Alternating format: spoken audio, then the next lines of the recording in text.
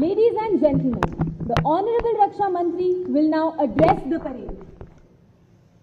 Air Chief Marshal A.P. Singh, Chief of Air Staff, Air Marshal S. Srinivas, Ocean Sea Training Command, Air Marshal R. Bhasin, Commandant Air Force Academy, Air Force Academy के सभी हमारे talented cadets और उनके गौरवान्वित माता पिता एवं परिवारजन, यहाँ मौजूद अन्य सारे ऑफिशियल्स एवं वेटरन्स, मीडिया के मित्रों, देवियों और सज्जनों, आज इंडियन एयरफोर्स एकेडमी के कंबाइंड ग्रेजुएशन परेड में आप सभी के बीच आकर मैं स्वयं को गौरवान्वित महसूस कर रहा हूं।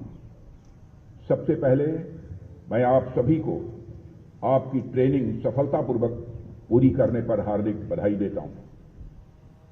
मुझे बताया गया कि इस ग्रेजुएशन परेड में Indian navy, Indian coast guard और वियतनाम के ट्रेनीज सहित 245 पायलट और ग्राउंड ड्यूटी ऑफिसर शामिल हैं।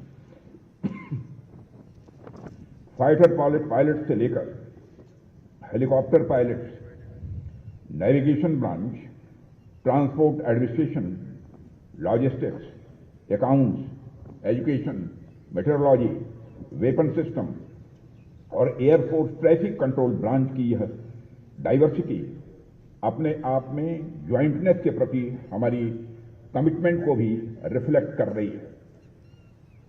मैं इंडियन एयरफोर्स समेत Indian navy, Indian coast guard और वियतनाम के ट्रेनीज को भी विशेष बधाई देता हूं, जिन्होंने आज कोवेटेड विंग्स अर्जित की है।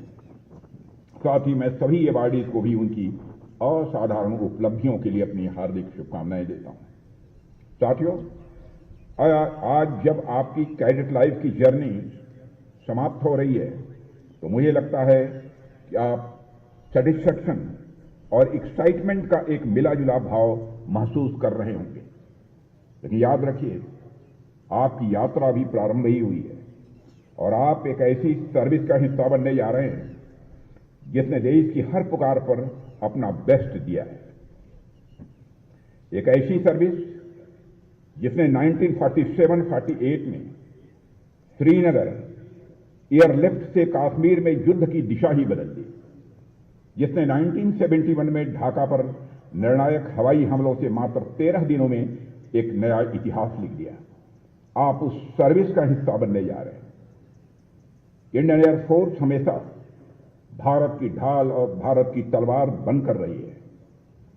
हाल ही में ऑपरेशन सिंदूर में भी हमने यही भावना आप सबके अंदर देखी है। हमारी एयरफोर्स ने क्लैरिटी और प्रिसीजन के साथ आतंकी ठिकानों को नष्ट नाबूद करने में कामयाबी हासिल की। यदि हम उतना बड़ा ऑपरेशन सफलतापूर्वक अंजाम दे पाए तो उसके पीछे हमारे इंडिजिनस प्लेटफॉर्म के साथ साथ हमारी एयरफोर्स के ट्रेन, करेजियस और डिसिप्लिन ऑफिसर्स का इंपॉर्टेंट कंट्रीब्यूशन था। निश्चित ही भविष्य के ऑपरेशंस में भी हमारे एयरफोर्स की यही भूमिका देखने को मिलेगी, ऐसा मेरा विश्वास है। साथियों, आमतौर पर अब तक युद्ध में 2 वेक्टर्स रहे, पहला सैनिक और दूसरा उसके इक्विपमेंट।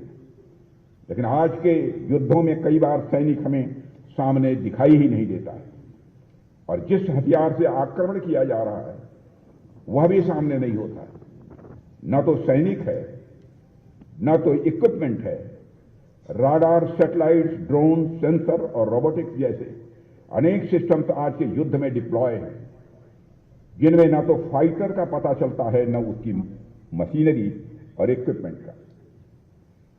साथियों, अब तो ऐसे सिनेरियो भी सामने आ रहे हैं जहां पूरी तरह से अपने एडवर्सरीज के ट्रैफिक सिस्टम और सीसीटीवी तक को कंट्रोल कर लिया जा रहा है। और आज वारफेयर की डेफिनेशन काफी हद तक बदल चुकी है। मुझे विश्वास है कि आपके ट्रेनिंग प्रोग्राम्स और एक्सरसाइजेज में आपको अनसर्टेनिटी और अनएक्सपेक्टेड चैलेंजेस का सामना करने के लिए अच्छी तरह तैयार किया गया है। एक प्रोफेशनल सोल्जर के रूप में यह आपका कर्तव्य है कि आप इमर्जिंग चैलेंजेस के प्रति सदैव सजग रहें, सदैव जागरूक रहें और आवश्यकता के अनुसार अपने रेस्पॉन्स को रिकैलिब्रेट करते रहें। नई जनरेशन के आप सभी वॉरियर्स से मैं कहना चाहूंगा कि आप आने वाले समय की इन वार सिस्टम और स्ट्रेटजीज को भी भली भांति समझें। साथियों, आपको इन्हें अडॉप्ट करना है, एडॉप्ट करना है और जरूरत पड़ने पर अमेंड भी करना है। आपको इनोवेट करना है, आपको एग्जीक्यूट करना है और इन सब में एज भी हासिल करनी है। आपके लिए दुनिया में चल रहा हर युद्ध एक नया लर्निंग स्कूल होना चाहिए। आपको हार्ड वर्क के साथ स्मार्ट वर्क और ब्रिलियंस की भी उतनी ही जरूरत होगी। साथियों, स्मार्ट वर्क की बात मैं इसलिए कर रहा हूं क्योंकि आज के दौर में हमने देखा है कि टेक्नोलॉजी के क्षेत्र में स्मार्ट नेशंस ही अपनी जगह बना रहे हैं। पहले ऐसा लगता था कि जो बड़ी पावर्स हैं वो हर मोर्चे पर डिसाइसिव एज रखती हैं, लेकिन अब तो कंपैरेटिवली स्मॉल पावर्स भी अपने छोटे लेकिन घातक हथियारों और नए टैक्टिक्स के दम पर बड़े बड़े प्लेटफॉर्म्स को भारी नुकसान पहुंचा सकती है। यह सब बताने का मेरा उद्देश्य सिर्फ इतना है कि आप मानसिक रूप से हर प्रकार के युद्ध के लिए तैयार हैं। आप सब तो जिस जिम्मेदारी को निभाने वाले हैं वह अपने आप में इतनी कॉम्प्लेक्स है कि आपको मिनट्स में नहीं बल्कि सेकंड्स में और कई बार तो शायद उससे भी कम समय में डिसीजन लेना होगा। आपका एयरक्राफ्ट और वेपन सिस्टम हमेशा रेडी रहना चाहिए, आपका क्रू हमेशा रेडी रहना चाहिए और सबसे इंपॉर्टेंट आपका माइंड भी हर सिचुएशन के लिए रेडी रहना चाहिए। आपको यह पढ़ाई और यह ट्रेनिंग यहां से निकलने के बाद भी लगातार जारी रखनी है। आपको यह याद रखना है कि लर्निंग कर्व्स नेवर एंड। आपके सोल्जर्स पर सजे यह विंग्स केवल एक बैज भर नहीं है, यह करोड़ों भारतीयों के ट्रस्ट को सिंबलाइज करते हैं, करोड़ों भारतीयों के ट्रस्ट के प्रतीक हैं। इसलिए आपको अपनी पूरी सर्विस के दौरान प्रोफेशनलिज्म और कंडक्ट के ऐसे हाई स्टैंडर्ड्स को लगातार बनाए रखना होगा जो दूसरों के लिए इंस्पिरेशन बने।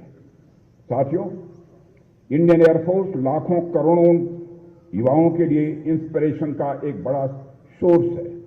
अभी हाल ही में इंडियन एयरफोर्स के ही शुभांशु शुक्ला भारत की ओर से स्पेस तक भी गए।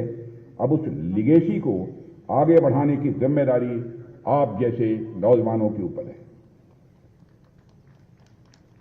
साथियों, भारतीय वायुसेना ने केवल भारत में ही नहीं बल्कि विदेशों तक में भी अपनी छाप छोड़ी है और इंडियन एयरफोर्स ने अनेक रेस्क्यू मिशंस को सफलतापूर्वक संचालित करने में भी बहुत ही महत्वपूर्ण भूमिका निभाई है।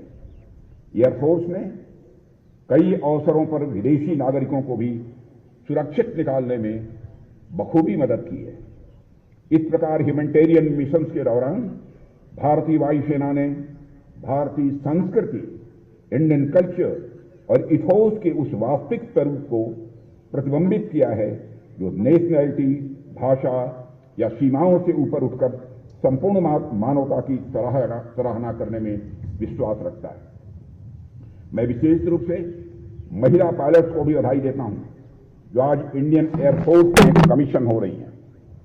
नारी शक्ति की बढ़ती संख्या से हमारी एयरफोर्स और भी मजबूत, बैलेंस्ड और रोबस्ट हो रही है। यह हमारी इंक्लूसिव फोर्स की ताकत को दर्शाता है। I want to have a word with the trainees from Vietnam who are on parade today. I am certain that your country and your service is as proud of your achievement as we are. As you cherish the bonds of friendship and fond memories of your stay at Air Force Academy, I am sure that your training here will serve to strengthen the friendship between our countries. We have been delighted to have you with us. I wish you success in your future endeavors, and I pray to God that you continue to act as a bridge between India and Vietnam in the future as well. मैं यहाँ उपस्थित सभी trainers, teachers को भी बधाई देता हूँ। जिस एफिशिएंसी के साथ आपने इन ट्रेनीज को ट्रेन किया है, वह निश्चित रूप से ही इनके लिए भविष्य की चुनौतियों से निपटने में सहायक सिद्ध होगा। आपकी दी नॉलेज इन सभी ट्रेनीज को वह बेस प्रदान करेगी जिस पर ये इंस्टेंट, प्रिसाइज और सही डिसीजन ले सकेंगे। मैं यहां उपस्थित सभी ट्रेनीज के परिवार के सदस्यों को भी हार्दिक बधाई देता हूं। यह आपकी परवरिश, आपकी मेहनत और आपके संस्कार ही हैं जिस वजह से ये सारे ट्रेनीज अब हमारी सीमाओं के गार्जियंस बनेंगे। ये लोग अब गार्जियंस हैं, तो ये लोग अगर गार्जियंस हैं तो आप सभी गार्जियंस ऑफ द गार्जियंस हैं। मैं आप सभी को भविष्य के लिए ढेर सारी हार्दिक शुभकामनाएं देता हूं। अंत में मैं आप सभी ट्रेनीज से कहूंगा, आप यहां से निकल आसमान को अपना घर बनाइए। कई बार यह कहा जाता है sky is the limit Indian air force के लिए, तो यह बात सही है ही, लेकिन आपको स्काई इज अवर होम के विजन के साथ भी काम करना है और आगे बढ़ना है। साथियों, आपका यही विजन एक राष्ट्र के रूप में 2047 तक हमें विकसित और मजबूत राष्ट्र बनाएगा। मैं air chief marshal AP Singh को विशेष बधाई देता हूं। आप सिर्फ एक टेस्ट पायलट ही नहीं हैं, बल्कि एक टेस्टेड मिलिट्री लीडर भी हैं, और मुझे पूरा विश्वास है कि आपकी लीडरशिप में इंडियन एयरफोर्स नई ऊंचाइयां, नए हाइट्स छूती रहेगी। Air marshal S Srinivas, commanding in chief training command, और air marshal R Bhasin, commandant air force academy को भी मेरी बहुत बहुत हार्दिक शुभकामनाएं। और आपकी लीडरशिप में यह एकेडमी आने वाले समय में और भी फ्लोरिश होगी, ऐसा मेरा विश्वास है। इसी के साथ आप सभी के उज्जवल भविष्य की ईश्वर से प्रार्थना करते हुए मैं यहीं पर अपना निवेदन समाप्त करता हूं। आप सबको बहुत बहुत धन्यवाद।